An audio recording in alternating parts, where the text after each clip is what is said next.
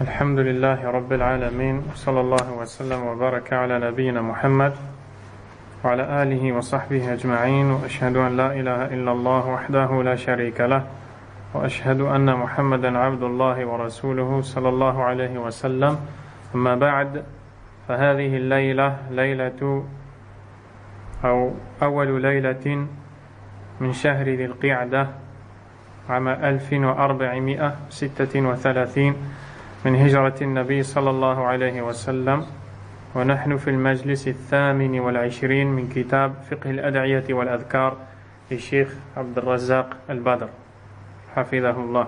Nous sommes le 15 août 2015 et ce soir nous entrons dans le 28e cours de l'étude de la compréhension des invocations et rappels du Cheikh Abd al-Razaq al-Badr. Le chapitre du jour portera sur l'éclipse solaire et lunaire. ما يقال عند كسوف الشمس أو خسوف القمر.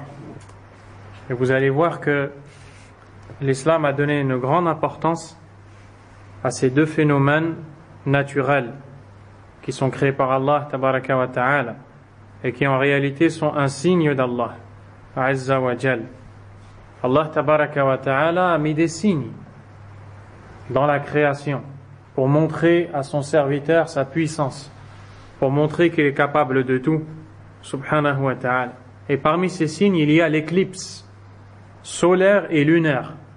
L'éclipse solaire, c'est la disparition du soleil pendant la journée, où la lune va se mettre en face et il va faire nuit ou bien en partie, l'éclipse totale ou partielle.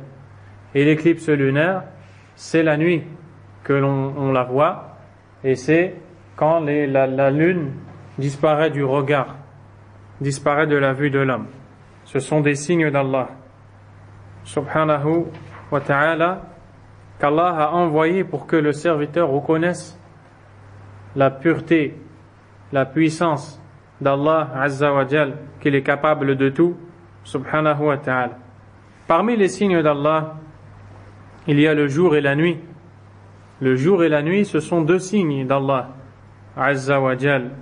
Il y a les cieux, il y a la terre, il y a le soleil et la lune. Et les bienfaits d'Allah tabaraka wa ta'ala sont très nombreux.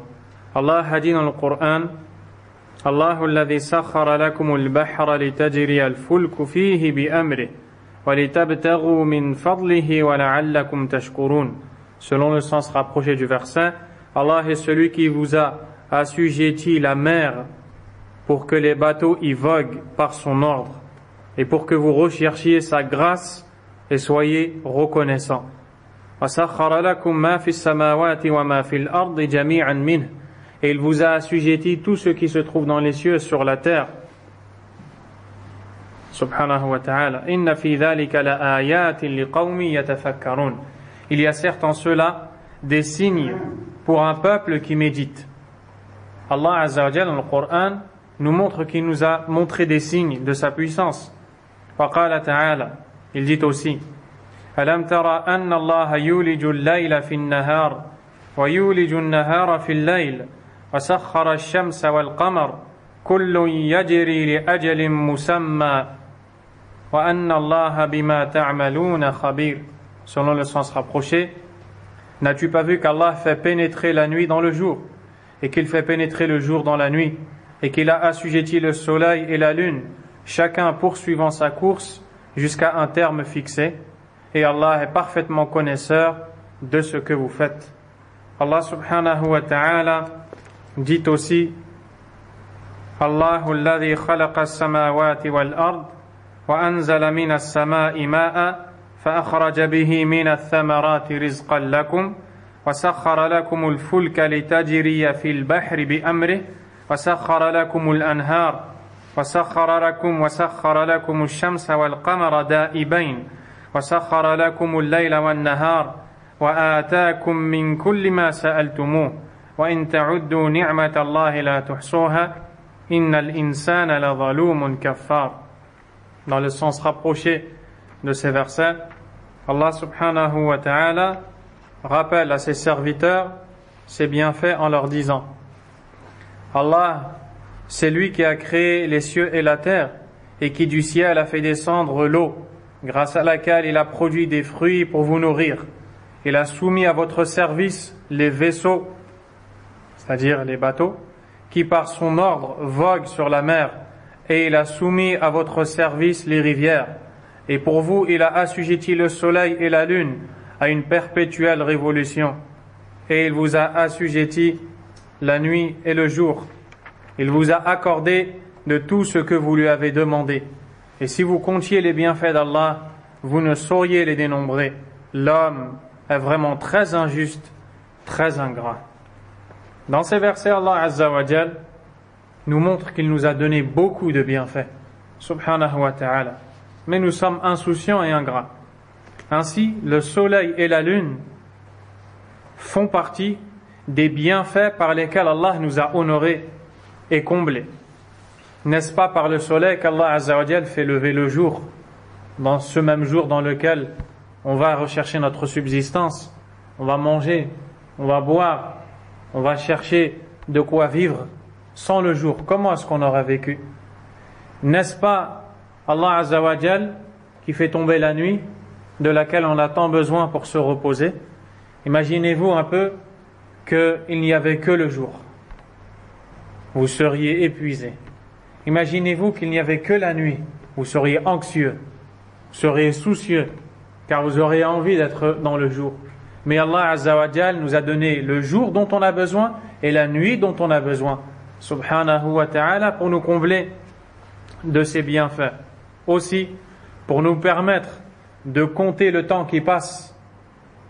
Qu'est-ce qui te permet de donner rendez-vous à quelqu'un dans un mois? C'est le jour et la nuit qui se succèdent. Et ça te permet donc de compter l'année qui passe, ou bien ton âge, ou d'autres choses encore.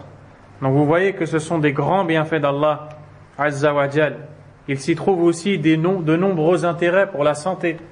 Le corps a besoin du jour. D'ailleurs, les médecins disent à celui qui manque de vitamine D de se mettre au soleil. Et simplement en se mettant au soleil, le corps retrouve ce dont il a besoin. Ceci est le bienfait d'Allah subhanahu wa ta'ala. Aussi, les plantations, les arbres, les arbres fruitiers et tout ce dont on a besoin.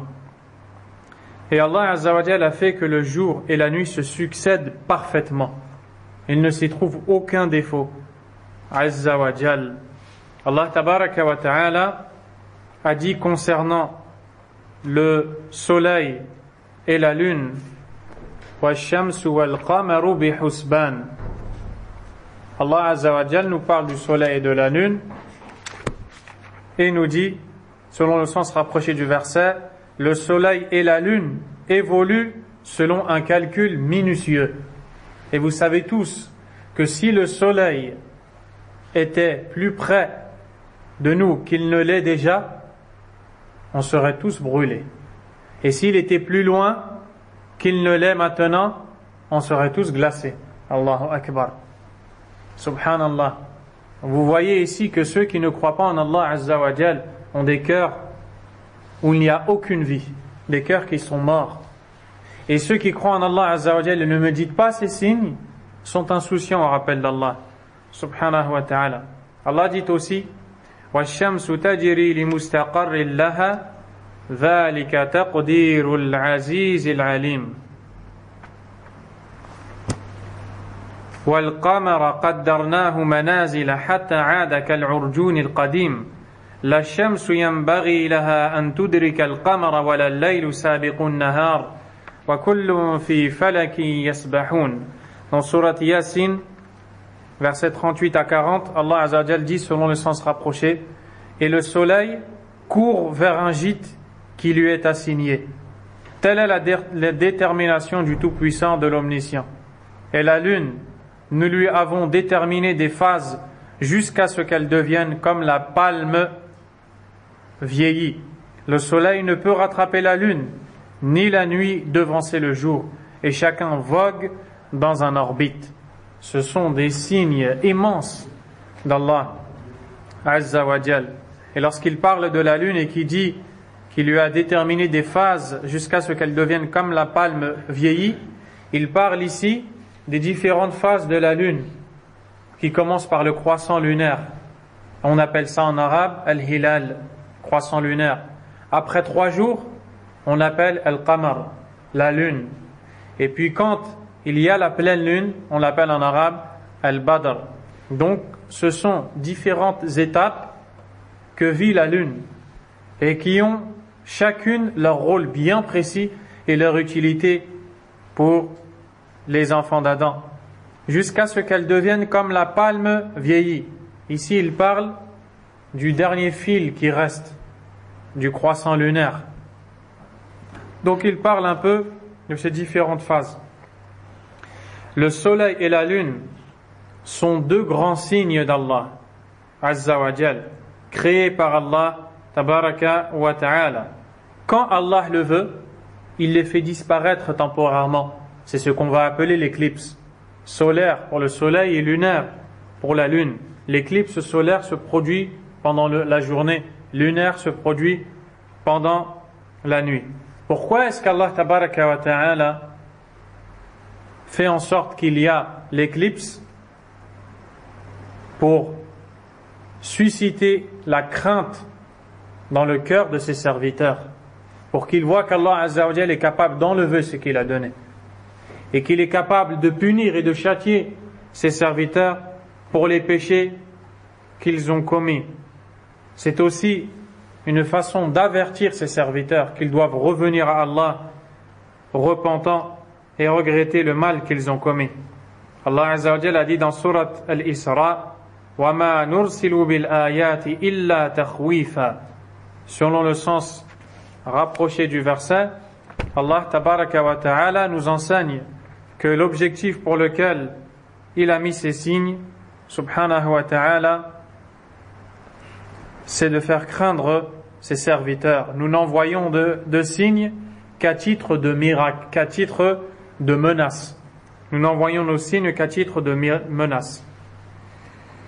Le Cheikh Abdul Razak dit, il y a dans ce texte une preuve de la perfection d'Allah Azza wa Jal, du fait qu'il est capable de changer ses créatures d'un état vers un autre, Azza wa Jal, selon sa volonté, comme il le veut, Tabaraka wa Ta'ala. Et parmi justement ces changements, l'éclipse du soleil et de la lune, où il en fait disparaître les lumières, Allah est capable de tout, subhanahu wa ta'ala. Ainsi, lorsque tu vois l'éclipse, lorsque tu assistes à l'éclipse, toi, le croyant qui a cette conviction-là, tu sais qu'Allah Azza wa Jal t'a envoyé un signe te montrant sa puissance, te montrant qu'il est capable de faire disparaître ce qu'il t'a donné et qu'il peut te châtier et te punir pour tes péchés. C'est pour cela que ta réaction va être totalement différente de la réaction que va avoir celui dont le cœur n'a pas de conviction, de croyance en Allah, qui va voir ce signe comme un amusement, comme un moyen, comme un loisir, un moyen de divertissement ou autre, alors que le croyant, lui, quand il voit ça, a son cœur habité par la crainte d'Allah Azza wa Jal. C'est un rappel qu'Allah lui fait, subhanahu wa ta'ala. C'est la raison pour laquelle il est légiféré, lorsque apparaît l'éclipse solaire ou lunaire, d'invoquer Allah tabaraka wa ta'ala, de lui demander son pardon et même de donner des aumônes. L'imam al-Bukhari et Muslim ont rapporté selon Aïcha radiyallahu anha, l'épouse du prophète sallallahu alayhi wa sallam, qu'il a dit: Inna ash-shamsa wal qamar ayatan min ayatillah la yankhasifani li mawti ahadin wala li hayatihi fa idha ra'aytum dhalika fad'u Allah wa kabbiru wa sallu wa tasaddaqu. Le prophète sallallahu alayhi wa sallam dit: l'éclipse solaire et lunaire, le soleil et la lune sont 2 des signes d'Allah. Ils ne disparaissent pas à l'occasion de la mort de quelqu'un, ni de sa vie. Ainsi, lorsque vous voyez ces signes, invoquez Allah, proclamez sa grandeur, priez et dépensez des aumônes. Le soleil et la lune ne disparaissent pas pour la vie ou la mort de quelqu'un. Pourquoi? Parce que Quraysh, à l'époque, le peuple du prophète sallallahu alayhi wa sallam, pensaient que quand il y avait l'éclipse du soleil ou de la lune, ce sont des phénomènes qui arrivaient pour nous enseigner que quelqu'un de grand vient de mourir ou vient de naître. Si le soleil disparaissait ou la lune disparaissait la nuit, il disait une très grande personne vient de mourir ou alors vient de naître.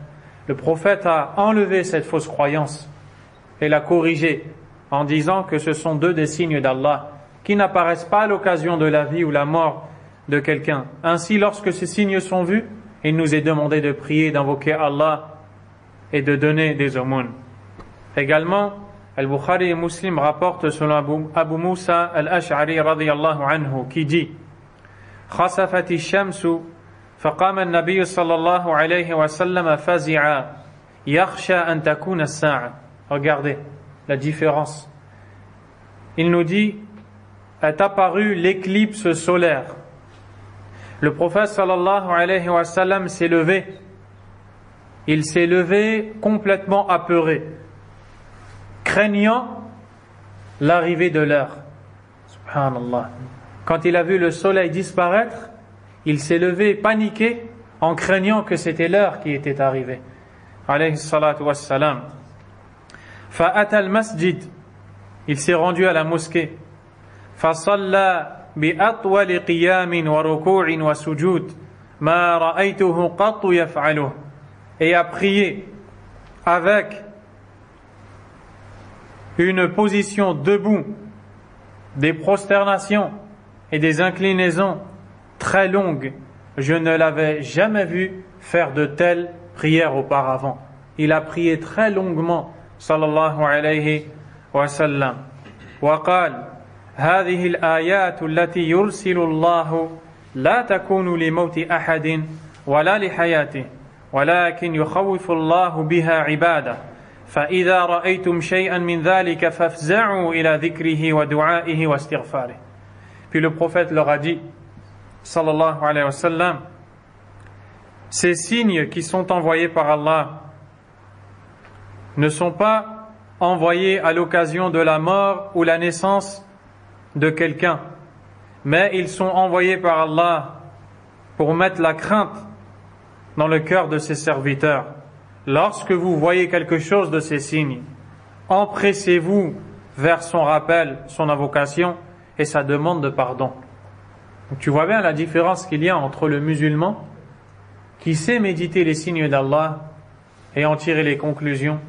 Il sait craindre Allah Azza wa Jal. Il sait regarder ce qu'Allah a créé pour se rapprocher de lui.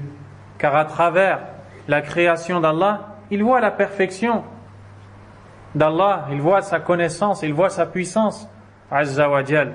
Résultat, il redouble d'efforts dans son adoration.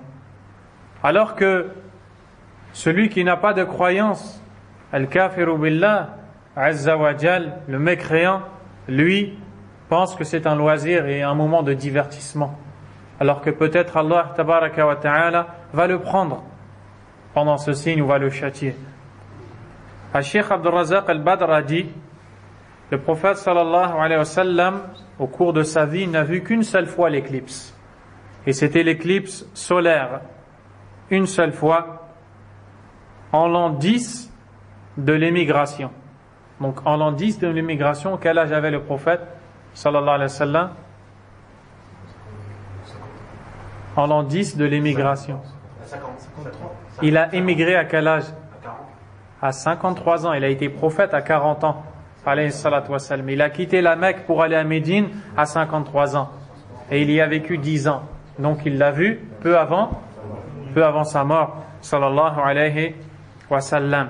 Et ceci quand son fils Ibrahim est décédé. Car le prophète alayhi salatu wa sallam a eu un fils qu'il a nommé Ibrahim, mais qui est mort en bas âge. Et les gens de l'époque, comme nous l'avons dit, avaient pour croyance que quand il y avait l'éclipse, ceci nous montrait la naissance ou la mort de quelqu'un de grand. Le prophète sallallahu alayhi wa sallam leur a enseigné qu'il fallait corriger cette erreur. Elle leur a dit ce que vous venez d'entendre. Le prophète sallallahu alayhi wa sallam s'est empressé vers la mosquée pour y accomplir une prière. qu'on appelle Salatul Khusuf ou al-Kusuf, la prière dite de l'éclipse. Et il a donné l'ordre à un appeleur parmi ses compagnons d'élever sa voix en disant As-salat jami'a, c'est-à-dire, dans le sens rapproché, venez accomplir la prière. Venez accomplir la prière en groupe. Les gens se sont réunis dans la mosquée, hommes et femmes. Les femmes dans leur côté, les hommes dans le leur. Le prophète sallallahu alayhi wa sallam s'est tenu debout en présence de ses compagnons, a arrangé les rangs, puis est entré dans la prière. Et cette prière est particulière et différente des autres, comme vous allez le voir, comme vous allez en entendre la description. Il a prononcé le takbir, Allahu Akbar, a récité Suratul Fatiha, puis une surah du Coran longue à voix haute. Ensuite, il s'est incliné, Allahu Akbar, al-Ruku'. Il s'est mis en inclinaison autant de temps qu'il était debout à réciter la longue surah du Coran. Puis il s'est levé en disant Sami'a Allahu liman hamidah, Rabbana wa lakal hamd. À la base, qu'est-ce qu'on fait à partir de là? On se prosterne, on descend au sol. Mais le prophète sallallahu alayhi wa sallam, dans la prière de l'éclipse, va faire quelque chose de différent. Qu'est-ce qu'il fait? Il remet ses mains sur sa poitrine et continue à prier en récitant Suratul Fatiha, puis une autre surah du Coran, longue, mais moins longue que la première. Puis, après celle-ci, il descend en inclinaison, autant de temps qu'il a passé à réciter juste avant, puis il se lève en disant Sami'a Allahu liman hamidah, Rabbana wa lakal hamd, puis il reste debout autant de temps qu'il a mis pour réciter, alayhi salatu wassalam, puis descend prosterné au sol de façon très longue, aussi longue que le temps qu'il a passé en inclinaison. Puis il se lève, donc il continue la prière comme vous le connaissez. Ensuite il vient à la deuxième rak'a. À la deuxième rak'a, il récite Suratul Fatiha et une longue surah, moins longue que les sourates qu'il a récitées avant. Puis il se met en ruku', en inclinaison, et quand il se relève, il recontinue à réciter. Si vous voulez, c'est comme une double rak'a. C'est comme une double rak'a. Voici la spécificité de la prière de l'éclipse. Puis il termine sa prière. Et quand il a terminé sa prière, l'éclipse avait disparu. C'est-à-dire que dès qu'il a vu ce signe, sallallahu alayhi wa sallam, il s'est empressé d'aller à la mosquée pour prier autant de temps que ce signe était présent. Et sa prière s'est arrêtée quand ce signe a disparu. Car il se dit que c'est peut-être un châtiment qui descend d'Allah Azza wa Jal. Alors il préfère passer ce temps-là à demander le pardon d'Allah, à prier, qu'à être insouciant. Ensuite, après cette prière, il a prononcé un discours et donné une exhortation à ses compagnons dans laquelle il leur a enseigné certaines choses, les a encouragés à aller prier quand ils assistent à ce signe, à demander le pardon d'Allah jusqu'à ce que ce signe disparaisse. Et parmi les choses qu'il a enseignées aux compagnons, sallallahu alayhi wa sallam, au cours de ce discours qu'il a prononcé, il leur a dit Ya ummata Muhammad, Wallahi ma min ahadin aghyara min Allah an yazniya abduh aw tazniya amatuh. Ya ummata Muhammad, law ta'lamuna ma a'lam, la dhahiktum qalila wa la bakaytum kathira. Ô communauté de Muhammad, il n'y a pas plus jaloux qu'Allah lorsque son serviteur fornique ou lorsque sa servante fornique.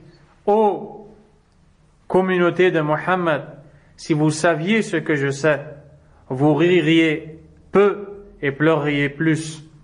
Parmi les choses qu'il leur a aussi dit, Ma min shay'in kuntu lam arahu illa ra'aytuhu fi maqami hadha hatta al-jannah wan-nar wa uhiya ilayya annakum tuftanuna fi quburikum mithla fitnati al-masih ad-dajjal yuqalu ma علمك بهذا الرجل فأما المؤمن أو الموقن فيقول هو محمد وهو رسول الله جاءنا بالبينات والهدى فأجبناه واتبعناه فيقال نم صالحا إن كنت لموقنا به وأما المنافق أو المرتاب فيقول لا أدري سمعت الناس يقولون شيئا فقلته.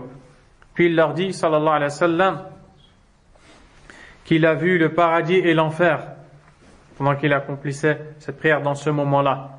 Allah Azza wa Jalla lui a montré le paradis et l'enfer et lui a révélé que nous allons être éprouvés dans nos tombes et subir une épreuve plus dure et difficile que celle du Masih ad-Dajjal, que celle du faux Messie, de l'Antéchrist.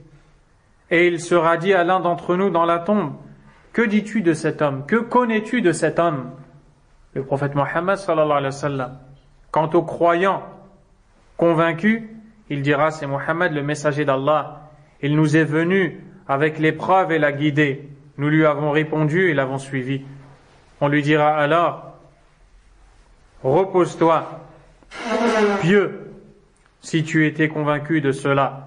Quant à l'hypocrite, celui qui était habité par le doute, il dira, je ne sais pas. J'entendais les gens dire une chose que je répétais. Le prophète alayhi salatu wassalam exhortait ses compagnons pendant la prière de l'éclipse et les appelait à craindre Allah tabaraka wa ta'ala. Les compagnons lui ont dit, Ya Rasulallah, ra'aynaka tanawalta shay'an fi maqamik. Nous t'avons vu attraper quelque chose dans cet instant.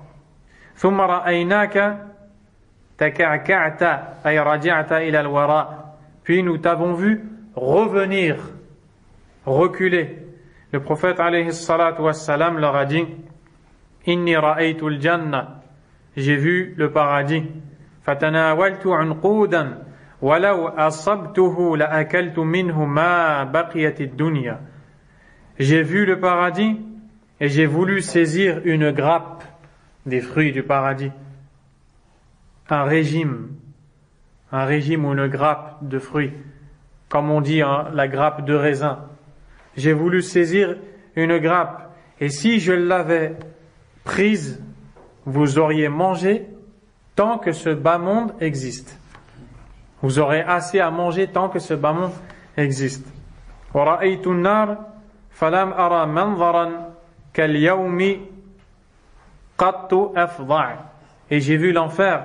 Je n'ai jamais vu une scène aussi horrifiante que celle-ci. وَرَأَيْتُ أَكْثَرَ أَهْلِهَا النِّسَاء. Et j'ai vu qu'en enfer, la majorité des habitants constituaient les femmes. Les compagnons ont dit, Bima ya Rasulallah. Pourquoi, ô messager d'Allah? Le prophète sallallahu alayhi wa sallam a dit, Bi kufrihin, à cause de leur ingratitude. Les compagnons lui dirent, Yakfurna billah, elles mécroient en Allah. Le prophète sallallahu alayhi wa sallam leur dit, Yakfurna al-ashir, wa yakfurna al-ihsan. Elles sont ingrates envers leurs époux et le bien qu'ils font pour elles. Law ahsanta ila ihdahunna ad-dahra kullah. Si tu étais bienfaisant envers l'une d'entre elles toute l'année, thumma ra'at minka shay'an, puis elle voyait de toi une seule chose, c'est-à-dire quelque chose qui lui déplaît, qalat ma ra'aytu minka khayran qat. Elle dira, je n'ai jamais vu de bien de toi. Allahu akbar. Ainsi, le prophète sallallahu alayhi wa sallam se précipitait et accourait à la prière. Ceci pour demander le pardon d'Allah tabaraka wa ta'ala. Al-Sheikh Abdul Razzaq dit que la situation de beaucoup de gens à notre époque que nous vivons, c'est qu'ils prennent ce signe à la légère et ne lui donnent aucune importance. Ce signe ne fait pas bouger leur cœur ni ne les rapproche d'Allah à cause de la faiblesse de la foi qu'ils ont, de leur ignorance quant à la sunna. Ils sont ignorants de la sunna, ils se disent ce sont des beautés naturelles ou autres. Ce sont des moyens de passer le temps ou de se divertir et ils sont insouciants à l'appel d'Allah tabaraka wa ta'ala. Le chapitre suivant, Ma yuqalu inda ru'yatil hilal, ce qu'il faut dire lorsque l'on voit le croissant lunaire. Car vous savez que lorsque le croissant lunaire apparaît, ceci nous indique le premier jour du mois suivant, car dans l'islam, nous faisons les calculs en fonction des mois lunaires, non pas des mois solaires. Le calendrier de l'hégire. Et lorsque apparaît le croissant lunaire, nous disons, nous sommes le premier du mois. Nous sommes le premier du mois. Donc le mois lunaire. Aujourd'hui, nous sommes le premier du mois de Dhul Qi'dah, qui est le 11e mois de l'année lunaire. Par exemple. Et il y a une invocation à dire lorsque le croissant lunaire est vu par le musulman. Subhanallah. Encore une fois, on voit qu'à chaque instant, on nous demande d'invoquer Allah, de reconnaître la grandeur d'Allah. Tabaraka wa ta'ala. Le hadith est rapporté par l'imam At-Tirmidhi rahimahullah. عن طلحة رضي الله عنه أن النبي صلى الله عليه وسلم كان إذا رأى الهلال قال اللهم أهله علينا باليمن والإيمان والسلامة والإسلام ربي وربك الله. Donc, dans le hadith, voici ce qu'il faut dire.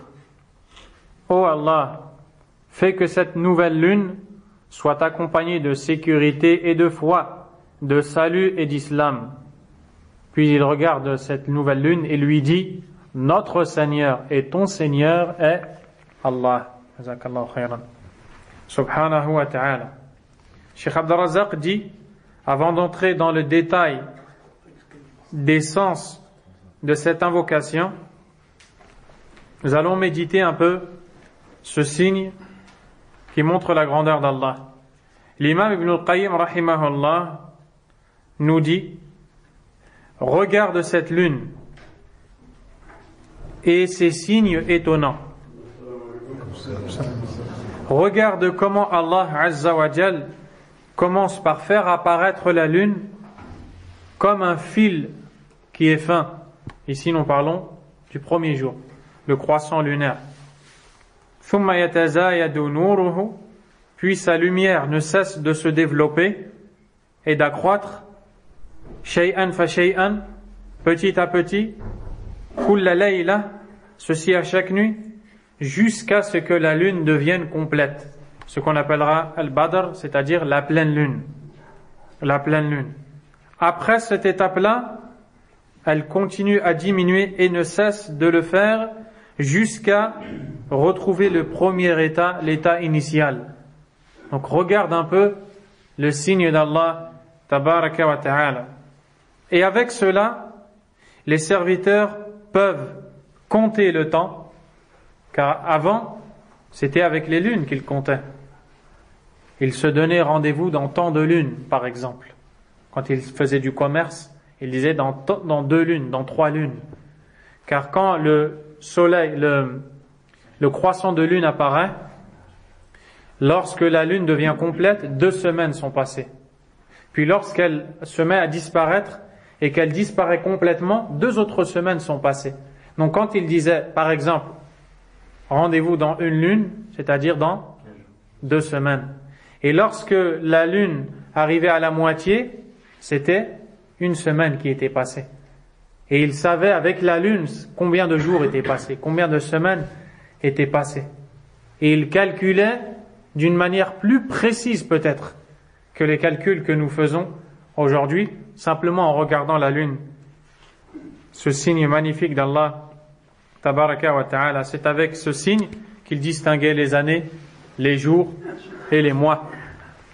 Allah tabaraka wa ta'ala a cité cela dans le verset de Surat Yasin, dont vous avez déjà entendu la traduction, où Allah Azza wa Jal a dit wa ayatul lahum al-layl naslakhu minhu an-nahar fa idha hum mudlimun والشمس تجري لمستقر لها ذلك تقدير العزيز العليم والقمر قدرناه منازل حتى عاد كالعرجون القديم لا الشمس ينبغي لها أن تدرك القمر ولا الليل سابق النهار وكل في فلك يسبحون selon les sens rapprochés.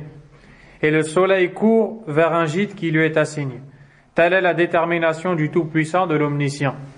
Allah Azza wa Jal nous enseigne dans le Coran que le soleil bouge, le soleil vogue et ne reste pas à sa place.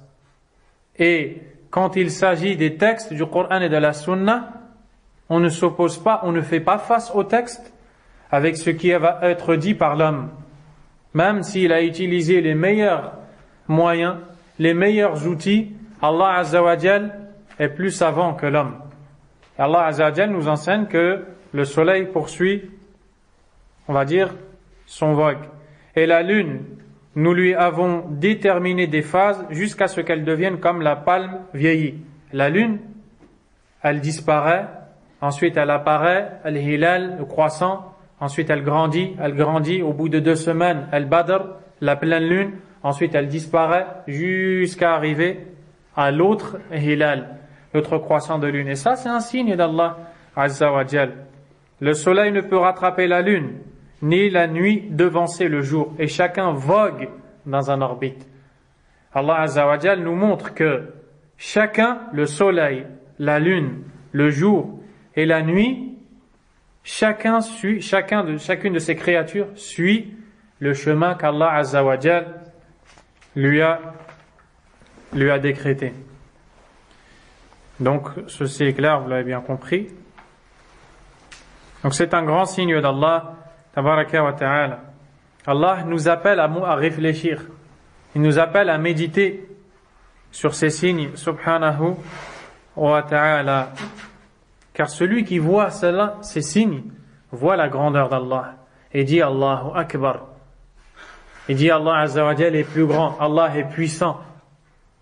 Le soleil, comme nous l'avons déjà dit, il suffit que le soleil se rapproche de nous d'1 centimètre et on brûle tous. Et s'il recule d'1 centimètre, on est tous glacés et on meurt tous de froid. Mais regardez, il est à sa place parfaitement. Et il suit son orbite et on n'est pas glacé, on ne meurt pas de froid et on n'est pas brûlé. Qu'est-ce qui a fait ça? Subhanallah. Pensez que c'est venu comme ça?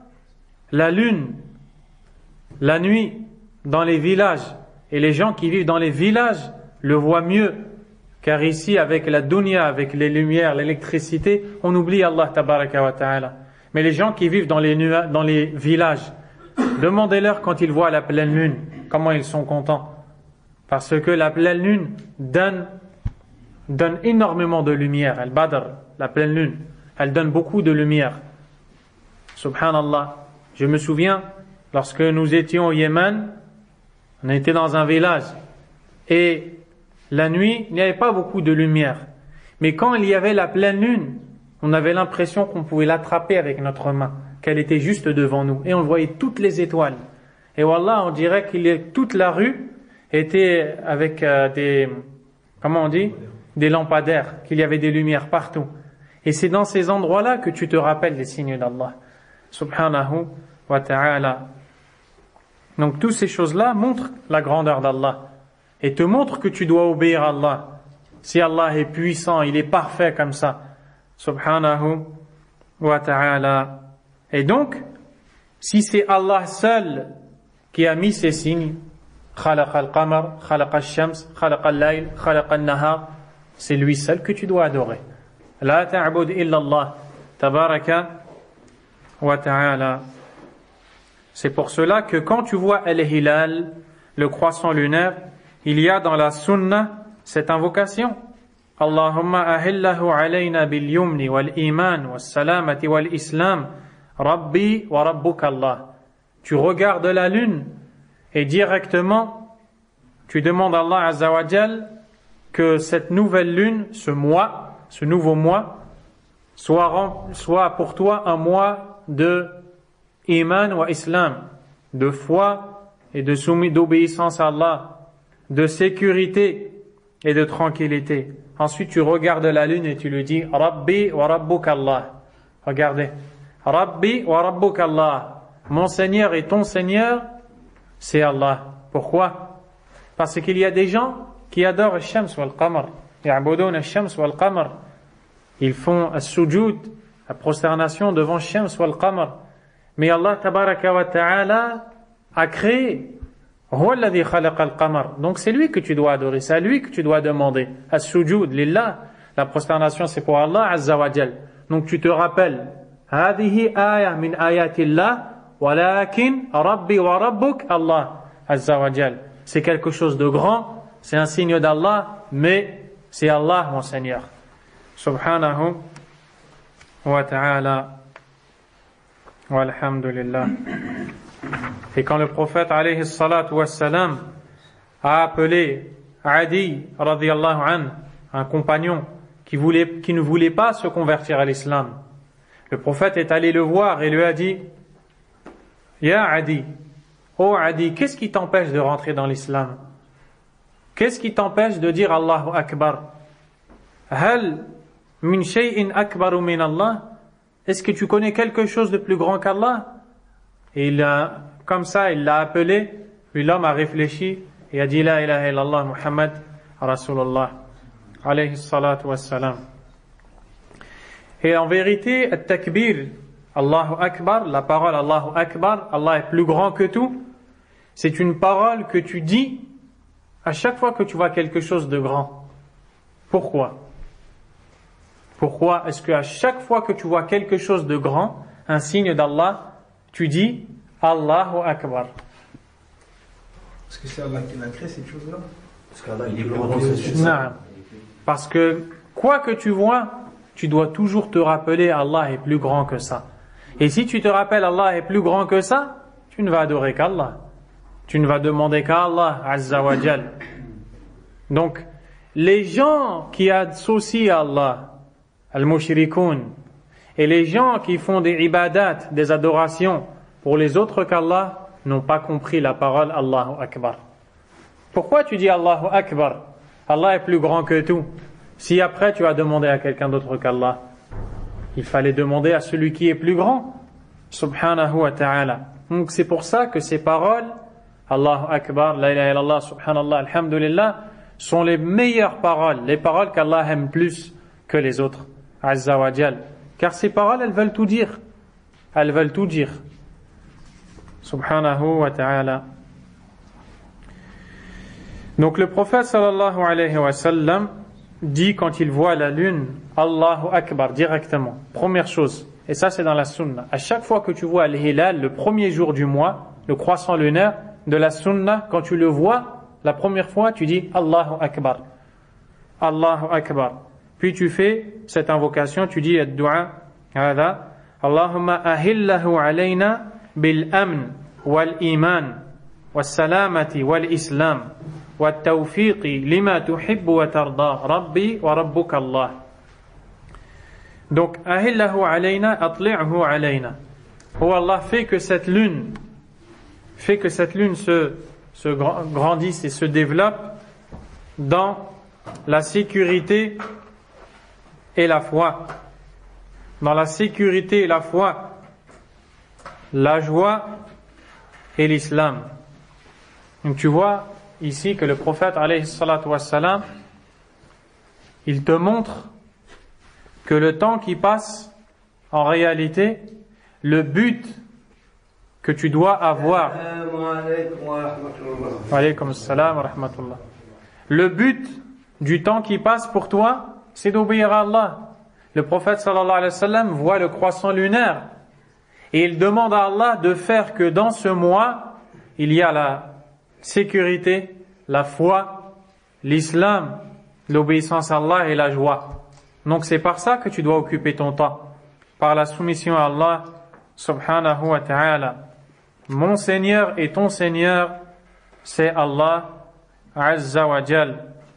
Et Allah azza wa jal nous enseigne dans le Coran qu'il y avait des gens qui se prosternaient pour le soleil et la lune. La tasjudu lish-shamsi wala lil-qamar وَاسْجُدُوا لِلَّهِ الَّذِي خَلَقَهُنَّ إِن كُنتُمْ إِيَّاهُ تَعْبُدُونَ. Ne vous prosternez pas devant le soleil ni la lune, mais plutôt prosternez-vous devant Allah qui les a créés, si vraiment c'est lui que vous adorez. Dans ce hadith, dans cette invocation, fawaid, il y a des leçons bénéfiques à tirer. Parmi les leçons bénéfiques à tirer, la différence entre l'iman ou l'islam. Al-farq bain l'iman ou l'islam. L'iman et l'islam, la foi et l'islam. Quand tu trouves dans un hadith ou dans une ayah, un verset du Coran, kalimat islam ou iman, la parole ou le mot islam ou la foi, wahdaha, sans être accompagné de l'autre, donc tu vois que islam ou que tu vois que iman, alors ici l'un veut dire l'autre en même temps.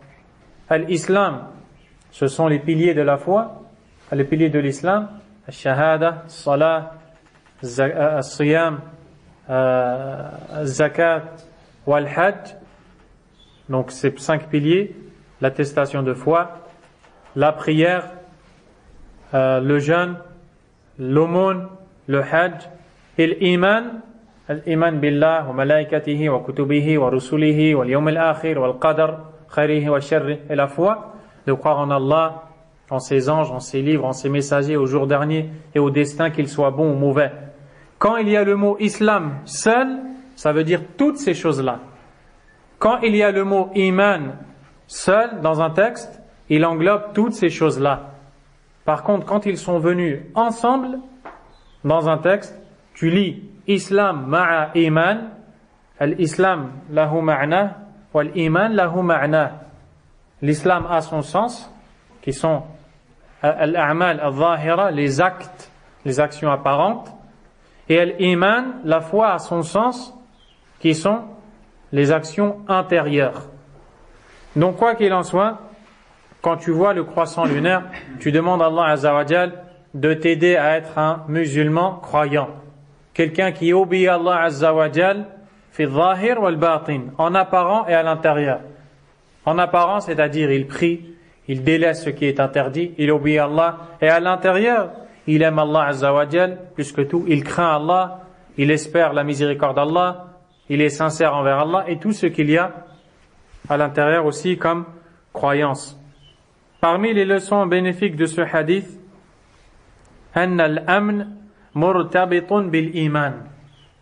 Et ça c'est très important. C'est que la sécurité a un lien avec la foi. Là où il y a l'iman, il y a l'amn. Là où il y a l'iman, la foi en Allah, tu trouveras l'amn. Tu trouveras la sécurité. Obligatoirement. Wassalama murtabita bil islam. Et salama d'être protégé du mal. D'être protégé du mal. Elle est accompagnée de l'islam. Là où il y a l'islam, tu trouves le salam. Et là où il y a l'iman, tu trouves l'amn. Allah Azza wa Jalla a dit dans le Coran, Alladhina amanu wa lam yalbisu imanahum bi dhulm ulaika lahumul amn wa hum muhtadun. Dans le sens du verset, ceux qui ont la foi et qui n'ont pas entaché leur foi par de l'injustice, ceux-là auront la sécurité et ils seront bien guidés. Donc Allah Azza wa Jalla a dit dans le Coran que pour avoir la sécurité, il faut l'iman. Allah Azza wa Jalla a dit dans l'autre verset, wa'adallahu alladhina amanu minkum. Allah a fait la promesse, il a promis aux croyants qui ont la foi parmi vous, les gens qui ont l'iman, la yastakhlifannahum fil ard kama istakhlafa alladhina min qablihim, qu'il va leur donner la succession sur terre comme il l'a donné aux gens d'avant. C'est eux qui vont avoir le pouvoir dans la terre. وَلَا يُمَكِّنَنَّ لَهُمْ دِينَهُمُ الَّذِي ارْتَضَى لَهُمْ. Et il donnera la force, la suprématie à leur religion qu'il a agréée pour vous.